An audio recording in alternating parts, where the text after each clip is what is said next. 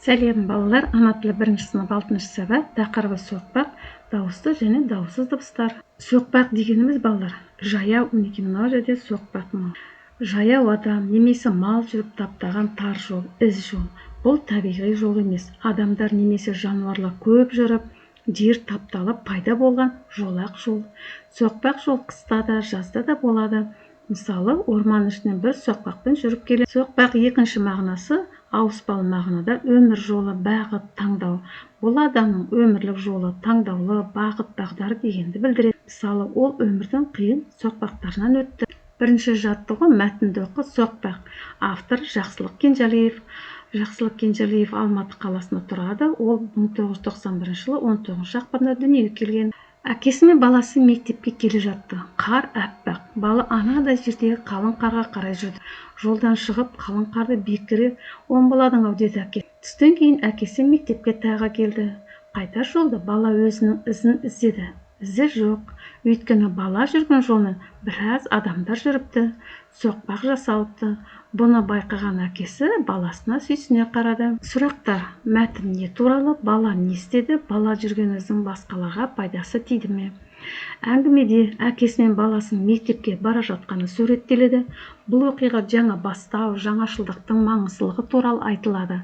Негізгі мағынасы алғашқы қадам жасаудың, жаңа жол салудың құндылығы. Бастапқыда мағынасыз көрінген әрекет уақыт өте келе басқалар үшін пайдалы, тіпті қажетті болды. Оқиға әкесі баласын түсініп, мақтан тұтқанын көрсетеді.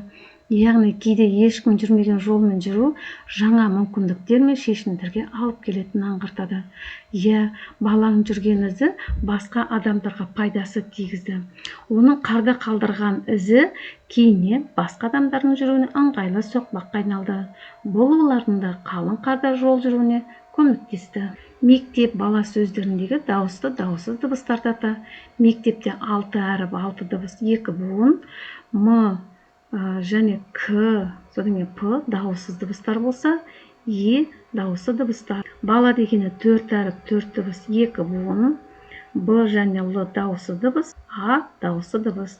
Мына ережені балалар естеріңіз сақтаңыз. Жаңылтпашты көркем жаз және жаттап ал. Қар әппақ, дала әппақ, бәрі әппақ. Бұл жолдар өлеңдегі қыс мезгілінің табиғатқа әсерін және айналадағы тазалық пен тыныштықты білдіреді. Әппақ сөзі тек түсті ғана емес, сонымен қатар тазалықты, тыныштықты білдіреді. Қардың жауымен әлем бір сәтке тоқтап, жаңаруға дайындалғанда әсер береді. Бәрі әппақ тіркесі қардың тек жерде ғана емес, айналадағы барлық заттар және көңіл күйді де бір тұтас көрініс жасағандай көрсетеді. Жаңылтпаштағы жолдары қысқы табиғаттың сұлулығы мен тазалығы туралы, ол қыстың келуімен болатын өзгерістерді, айналадағы ортаның ақ түске боялып, ерекше бір тыныштық орнаған бейнелейді. Қыс кейде суық әрі қатал болса да, оның осылай әппақ болып келуі өзіндік бір әсемдік береді екен балалар. Сурет бойынша мәтін құрастыры. 3-ші жаттығу.